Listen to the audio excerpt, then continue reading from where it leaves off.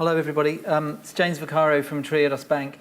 I'm delighted to be here at this. It's like a speed talking competition.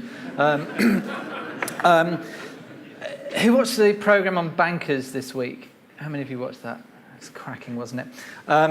There's a lot talked about the LIBOR scandal and the urgency to fix things. And there's been lots and lots of commissions and committees and things looking at how you change the rules of the game. There's a congressional committee in the US published 28th February 13. I'll just read a few of the summary of recommendations. This is going to be about boring banking, so you can fall asleep now because Sony's giving you permission to. So here's some recommendations. 2 more banks not permitted to consolidate unless approved to be in the public interest.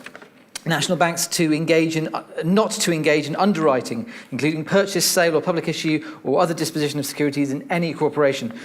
Made a crime for officers and directors of national banks to accept any compensation, commission, or other form of reward whatsoever for making any loan of the bank funds, and a crime for any offer of such inducement to be made to them. National banks should be required to open to the public inspection schedules of their assets, other than the names of the borrowers, and to make this and the names of their stockholders public, and so on for 258 cracking pages. This is published on 28th of February 1913. It's the Peugeot Committee in 1913. It was legislated for in the Federal Reserve Act. It was not long after before we had the Great Depression, and that's one of the things which I want to start off with in terms of point 1, which is about the system we're in, and the urgency to be able to fix a system quickly may lead us to some blind alleys and potentially repeating some of the mistakes of the past. Let's not forget George H.W. Bush in 1990 talking about the savings and loan crisis, when he said, "Never again will America allow any insured institution to operate with enough money." He folded the then shamed Federal Home Loan Bank Bond Board, which was the regulator at the time, and closed the office. The people in the office didn't know whether they were going to have jobs or not. They stayed in the office. A few days later, somebody came and changed the sign around. They became the Office of Thrift Services, the regulator for AIG, Washington Mutual, and IndyMac. I'm sure that we wouldn't make the same mistake again by just changing the name of a regulator.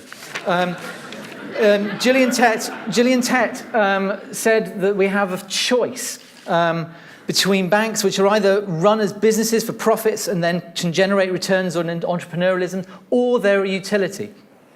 She's one of the best commentators, but I think there is something which she's missing, which is that actually, if you looked at the banks, the mainstream banks which have been run for profits, they have not delivered returns, and they have not delivered the right kind of entrepreneurialism.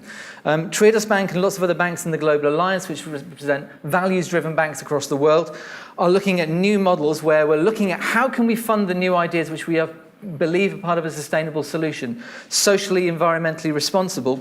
And actually, according to a Rockefeller-funded report, where we compared the Global Alliance banks against the too-big-to-fail systems banks in the world, that not only was, well, unsurprisingly, there's more loans, there's more deposits in sustainable banks, there's a better return on assets, but the return on equity, if you look back, has been pretty much comparable and less volatile. So it's not true that it's just only going to be one form of bank which is profit maximizing in its design, which is actually going to lead to a better economic situation.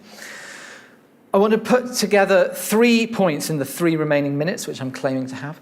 And those are from the Global Alliance conference in Berlin, where we talked about 3 challenges for the sector: diversity, transparency, and sustainability.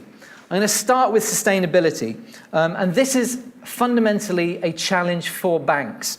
When you hear about banks' culture, and if you saw Bob Diamond being challenged about what the original foundation of Barclays is about, and the honesty, integrity, and plain dealing, you're kind of going to think, yeah, that's what banks should be. But wait a second, if you're in sustainability, and there's people here who are involved in sustainability every day, surely that can't be much more than first base, even if it's halfway to first base. That should come fitted as standard. Where's the sustainability that you might recognize which has got to do with environmental responsibility and intergenerational equity? Where does that fit into banking? At what point did sustainability in banking get reduced to a banking system that doesn't fall over and take the world with it? Socially useful for banks in the defense is, well, we oil the wheels of the economy, and yet that doesn't seem compelling enough when we seem to be oiling the wheels of a machine which is going off the edge of a cliff. We need to have more than just more and more oil in the economy. We need to be able to have a steering wheel and maybe a map in the glove compartment to know which way we're going to go. And that is fundamentally a responsibility of banks. Banks who are the agents of making responsible agreements on behalf of us in order for an economy to go in the right trajectory. Second challenge, diversity. I've been told to stop, but I'm just going to ignore it. Diversity, which is around, an action that regulators must take. It is something which banks can't do by themselves. We can't become a more diverse banking ecology just by singly doing that as a bank. No, it needs to be by having the right size and right shape and right business models, the right types of banks in the right places. It's not a one-off action, because as these committee reports and as these interventions in history show us, you have to continually make the banking system more and more diverse to fit the evolving economy. It is not a one-off action. And if we go for one solution which we think is going to fit it now, then we'll probably be rather embarrassed in 20 years' time or less. The last part, and the important part, is transparency. We do transparency, we show people what we do, there's a mobile app, it's all very good. But actually the transparency challenge is for consumer organizations, it's for NGOs, it's for civil society. We need to be demanding the business model transparency. And that means being face to face with some things which challenge us as well. If deals look like they're too good to be true, they probably are. If we're just going to chase the same sort of the highest rate in the market, well, if we're guilty of the same speculation as the speculators in the city by trying to buy money weak and make profits from disaster, then we are reflective of the banking system that we are inheriting. We can't look at it like Captain Louis in Casablanca and say, I'm shocked that there is gambling going on in these institutions, when we ourselves are the punters.